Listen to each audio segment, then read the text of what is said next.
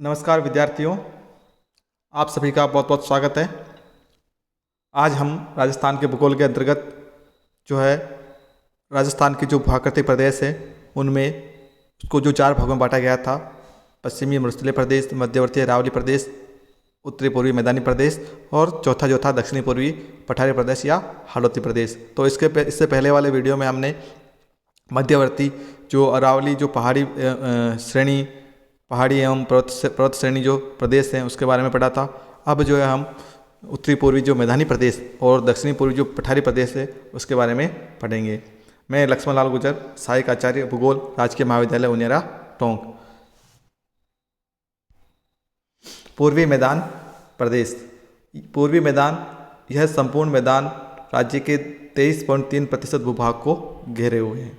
पश्चिमी सीमा अरावली की पूर्वी किनारों द्वारा उदयपुर के उत्तर तक और इससे आगे उत्तर में 50 सेमी समवर्षा रेखा द्वारा निर्धारित होती है। इस मैदान के अंतर्गत मैदान की दक्षिणी पूर्वी सीमा विंध्यन पठार द्वारा बनाई जाती है। इस मैदान के अंतर्गत चंबल बेसिन की निम्न भूमियों जैसे बनास का मैदान, मध्य माही एवं छप्पन का मैदान आदि सम्मिलित है। भरतपुर, मुरैना, ग्वालियर आदि मैदान ऊपरी गंगा के मैदान के बड़े हुए विस्तृत भाग हैं, लेकिन बनास का मैदान यद्यपि एक कांपीय भूभाग है फिर भी एक समप्राय मैदान के रूप में स्थित है। मध्य माही मैदान बंजर भूमि की घाटियों का क्षेत्र है जिसे छप्पन के नाम से पुकारते हैं। यह डूंगरपुर, बांसवाड़ा, प्रतापगढ़ तथा उदयपुर के कुछ भागों पर विस्तृत है। इसका प्रवाह अरब सागर की ओर है। यह मैदान 3 उपइकाइयों में विभाजित हैं। सबसे पहला है चंबल बेसिन। राज्य में चंबल घाटी की स्थलाकृतियाँ पहाड़ियाँ और पठारों से निर्मित है।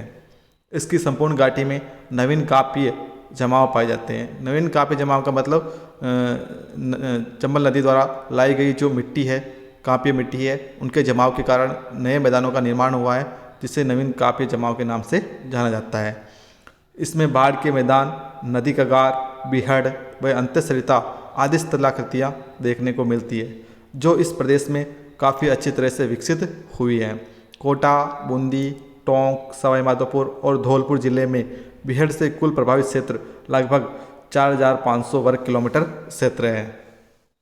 इस मानचित्र के अंदर, इस रेखा चित्र में मैंने मध्यवर्ती जो अरावली प्रदेश है, इसके अलावा उत्तरी पूर्वी जो पहाड़ी प्रदेश है, मैदानी प्रदेश है, उसके अंतर्गत मैंने जो है जिसको अपन 3 मुख्य क्षेत्र आते हैं, बनास नदी बेसिन, चंबल नदी बेसिन और तीसरा आता है मध्य माही बेसिन जिसे अपन छप्पन का मैदान भी कहते हैं। तो इस 3 भागों में बांटा है।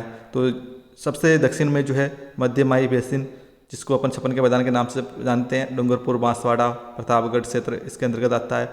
दूसरा जो आता है बनास बेसिन जिसमें हम कह सकते हैं चित्तौड़, भीलवाड़ा, राजसमंद, टोंक ये जो जिले हैं इसके अंतर्गत आते हैं। और तीसरा आता है चंबल नदी बेसिन जिसमें कोटा, बूंदी, बारा, इसके अलावा कह सकते हैं सवाई माधोपुर, करौली, धौलपुर ये जो क्षेत्र आते हैं वो इसके अंतर्गत शामिल है।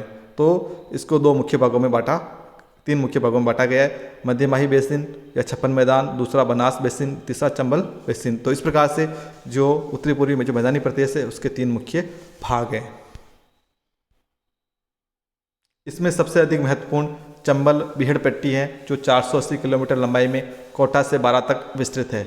इसमें कोटा से धौलपुर तक एक ऊपरी विंध्यन कगार भूमियों की अनियमित और ऊंची दीवार बाणगंगा तथा यमुना के बीच जल विभाजक के द्वारा अंकित है।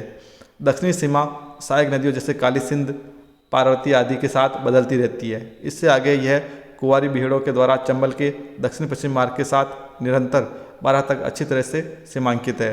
बिहड़ों तथा यमुना घाटी के बीच चंबल और कुंवारी के बीच के मैदानी क्षेत्र कृषि के अंतर्गत आते हैं।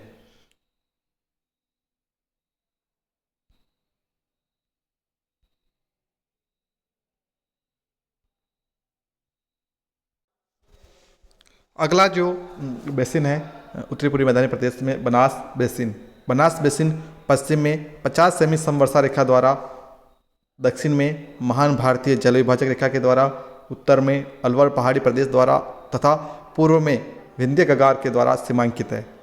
बनास तथा उसकी सहायक नदियों द्वारा सिंचित यह मैदान दक्षिण में मेवाड़ का मैदान तथा उत्तर में मालपुरा करौली का मैदान कहलाता है।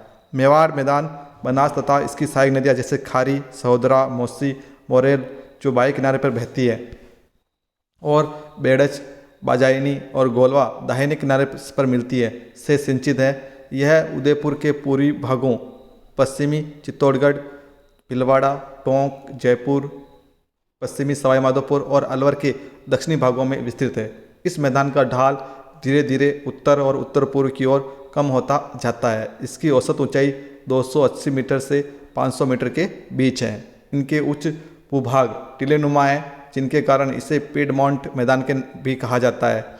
इस क्षेत्र की स्थलाकृतियाँ अपरदित स्थलाकृतियों के रूप में है, जिनका प्रादुर्भाव ग्रेनाइट और नीस की चट्टानों के अपरदन के कारण हुआ है।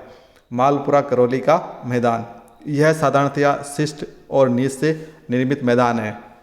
किशनगढ़ और मालपुरा के अधिकतर भागों में काप्य जमाव की परतों की मोटाई अधिक है, जहां वह अपने नीचे अधिकांश नीच चट्टानों को छुपाए हुए है। इस मैदान की औसत ऊंचाई 280 से 400 मीटर के बीच है। तीसरा जो भाग है या तीसरा जो उपभाग है उत्तरी पूर्वी मैदानी प्रदेश का, वह है मध्य माही बेसिन या छप्पन मैदान, जिसे वागड़ क्षेत्र भी कहते हैं।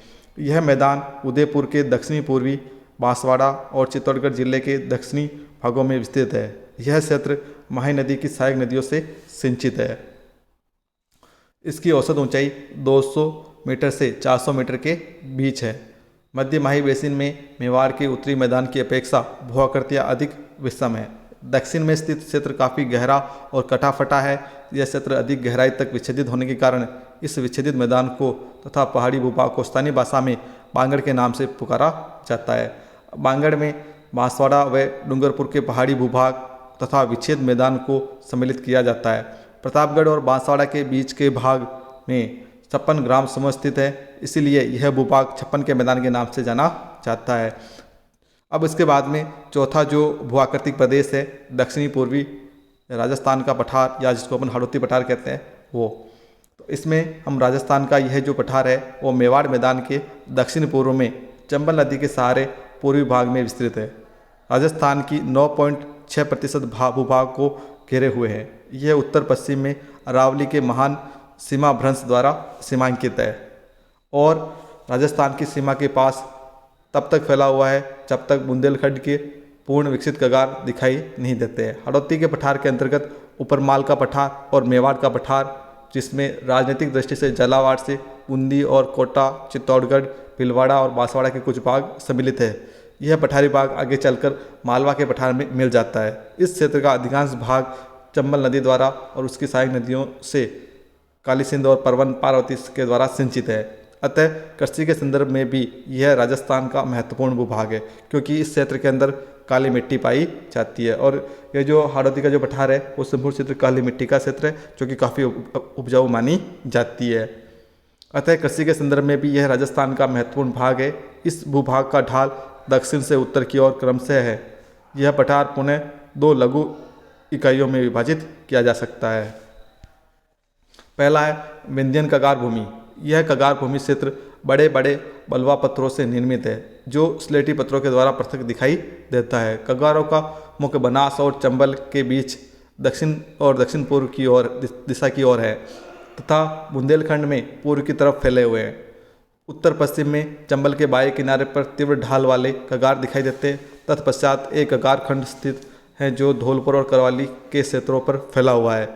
इस क्षेत्र का कगार भूमियों की ऊंचाई 350 से 550 मीटर के बीच पाई जाती है। दूसरा जो क्षेत्र है हाड़ौती के पठार का जो उपभाग है वो है दक्कन का लावा पठार। मध्य प्रदेश के विंध्यन पठार के पश्चिमी भाग 3 संकेंद्रीय कगार के रूप में स्थित है। यह 3 संकेंद्रीय कगार 3 प्रमुख बलुआ पत्थरों की परिव्यक्त शिलाओं के बीच में स्लेटी पत्थर भी मिलते हैं। दक्षिणी पूर्वी राजस्थान की यह भौतिक इकाई ऊपरमाल उच्च पठार या पथरीला के नाम से जानी जाती है। यह एक विस्तृत और पथरीली भूमि है जिसमें कोटा, बूंदी का पठारी भाग भी सम्मिलित है। इस भूभाग में नदी घाटियों में कहीं कहीं काली मिट्टी के क्षेत्र मिलते हैं।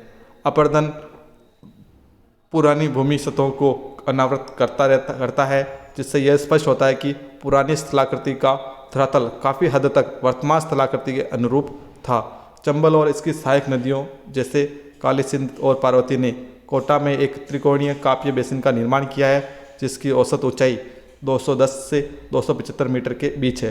बूंदी व मुकुंदवाड़ा की पहाड़ियाँ इसी पठारी भाग में स्थित है।